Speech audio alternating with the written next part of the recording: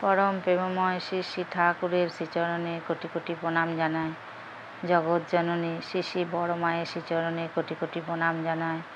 পরম পূজ্যপাদ শ্রী শ্রী বরদাস শ্রীচরণে কোটি কোটি প্রণাম জানায়। পরম পূজ্যপাদ প্রধান আচার্যদেব বাবাইদাস শ্রীচরণে কোটি কোটি প্রণাম জানায়। আজকে আমরা জানব এক অসাধারণ ভেষজ শাকের কথা, শ্বেতপুণ্যে শাক। এটি শুধু খাবার নয়, আয়ুর্বেদে একে একটি মহৌষধি বলা হয়। প্রথমেই বলি, শ্বেতপুণ্যে শাক শরীরকে সতেজ রাখে। যারা দুর্বলতা, ক্লান্তি, অবসাদে ভোগেন তাদের জন্য এই শাক খুবই উপকারী। হজম শক্তি বাড়াতে শ্বেতপুণ্যে শাক দারুণ কাজ করে।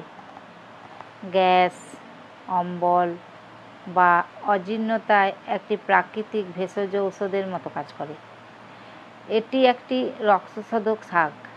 নিয়মিত খেলে রক্ত পরিষ্কার থাকে, ফলে ত্বকের উজ্জ্বলতা বৃদ্ধি পায়।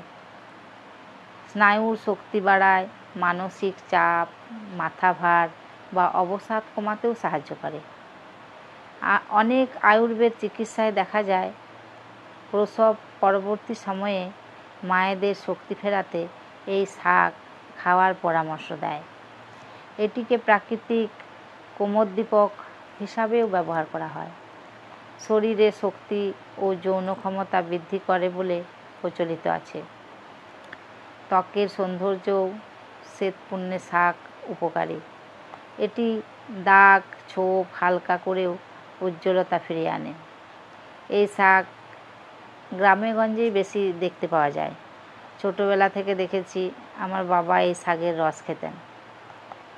এই শাক খুবই উপকারী। তখন তো অত বুঝতাম না, ছোট ছিলাম।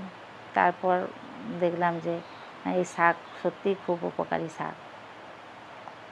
এই শাক যদি পাওয়া যায় তাহলে খেলে শরীর খুবই ভালো থাকবে। জয় গুরু।